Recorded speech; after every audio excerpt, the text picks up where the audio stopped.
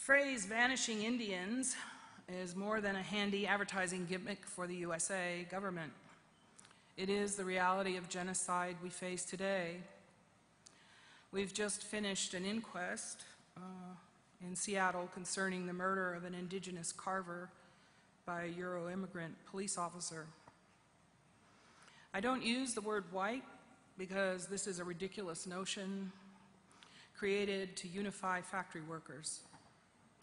So-called white people are more correctly called Euro-immigrants.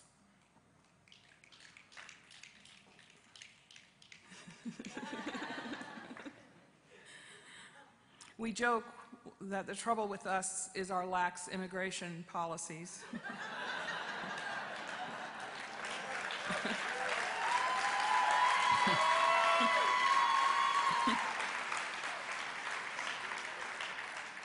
Which allowed criminals, religious fanatics, gold rush maniacs, and so on to join us here. There's not enough time for me to cover all the issues of Indian country, nor begin to educate those of you who believe Columbus discovered the Americas. I again challenge you to educate yourselves about the true history of this place, which is founded on two grievous sins. That is, genocide of Indians for land and enslavement of Africans for labor.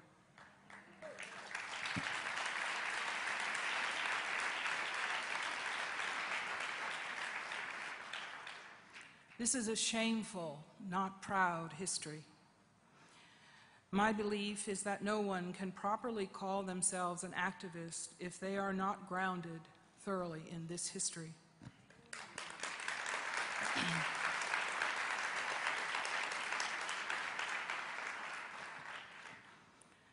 I realize that most people who are here have what could be called colonizer minds. I say this as someone who has devoted her life to shedding colonizer attitudes from the age of 12, when I first marched in San Francisco against school segregation and got hit with rocks. The schools there remain largely segregated 52 years later. I insert this so you will understand that social change is a reluctant beast requiring many lives to edge it forward. And speaking as a person who comes from a tradition of 5 genders, oops, I might not be able to manage this. No place safe to put it. Okay.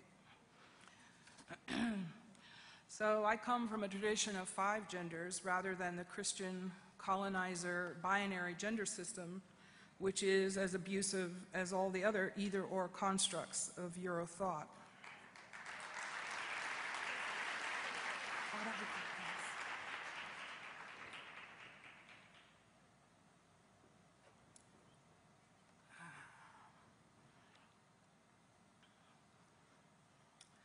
So, we might want to rethink this idea of the USA. There were no prisons, inaccessible buildings, or homeless people 520 years ago.